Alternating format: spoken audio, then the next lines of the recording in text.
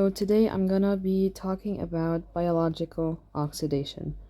So basically, starting with the basics of biochemistry, your teacher wants you to understand the role of each of the enzymes that I'm gonna explain today and the types of redox reactions in a bit because they are all involved in a process called cellular respiration, which is exactly what your teacher wants you to learn about, but before you learn about cellular respiration, you need to know these basics first, okay?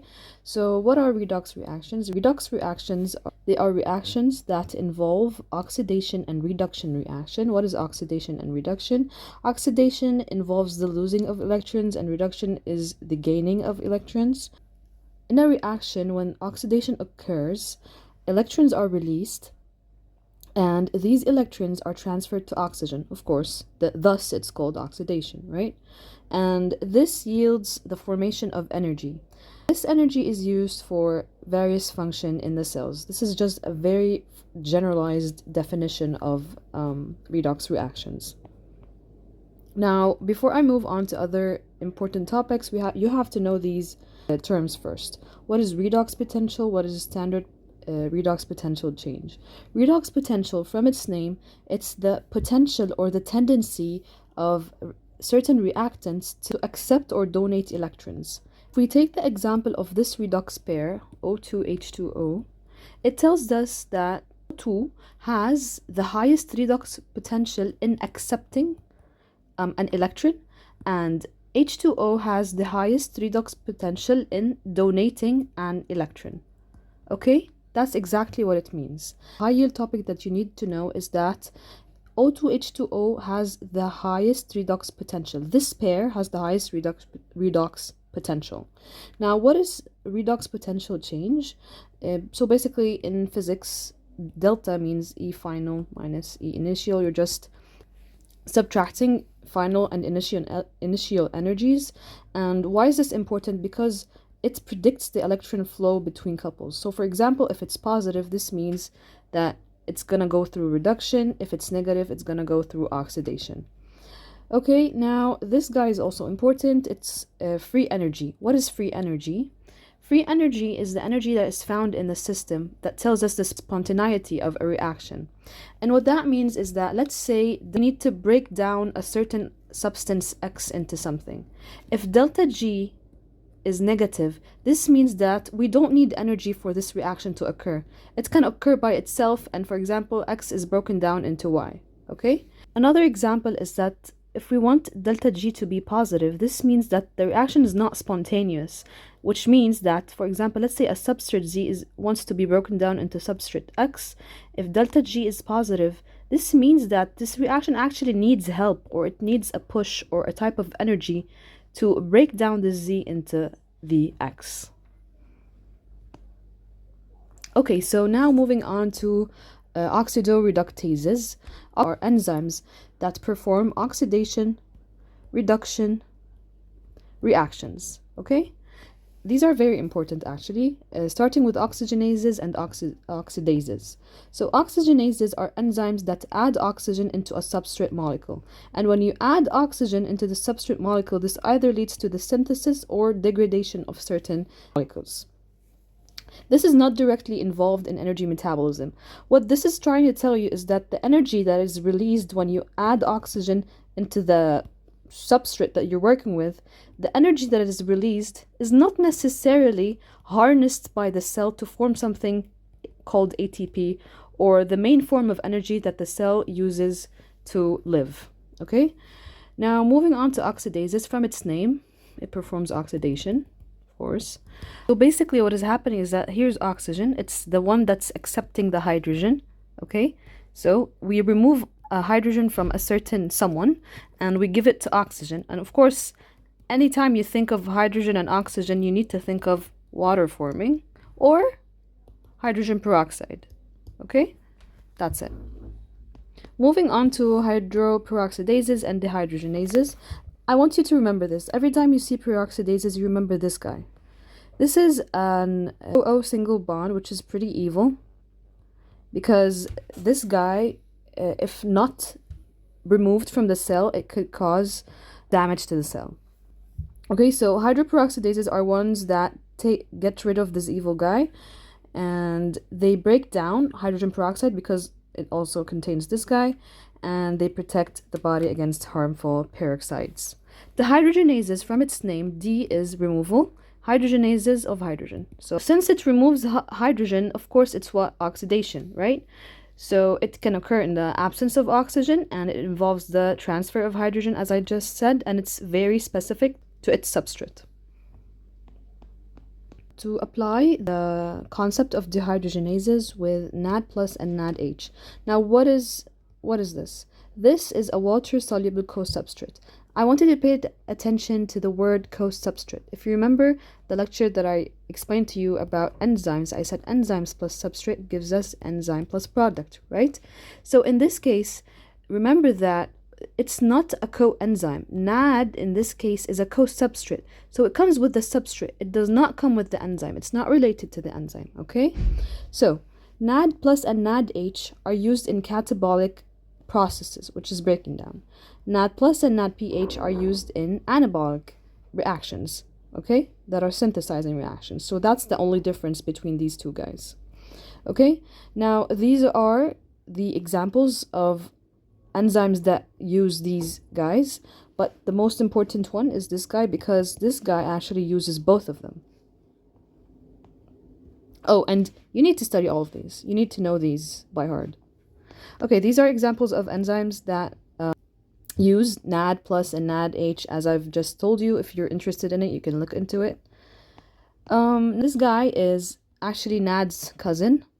It does the same job. It accepts and donates electrons. It's found in the electron transport chain, which I'll show you in a second. And they are enzymes or coenzymes that have flavin cofactors.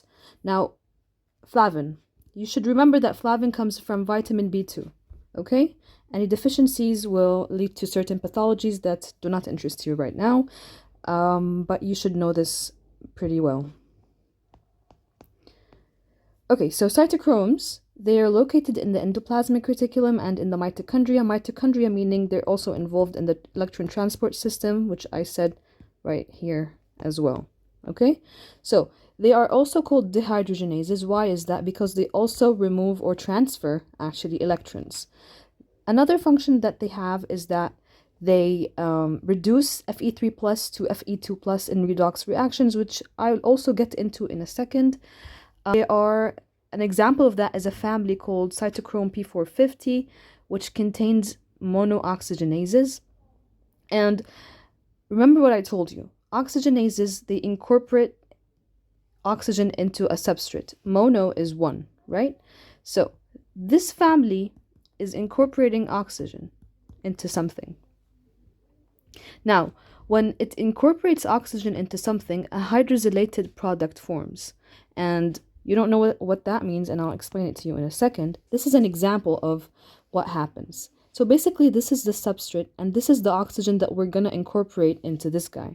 This guy is the one that's going to donate the electrons, okay? So what happens is that oxygen is incorporated into this guy, and this is the hydrosylated product that forms. Hydrosylated means a hydroxyl group forms, okay? Or an alcohol group forms. And these guys, since this guy donated its electrons, it becomes Z, and the remaining hydrogen and oxygen form water.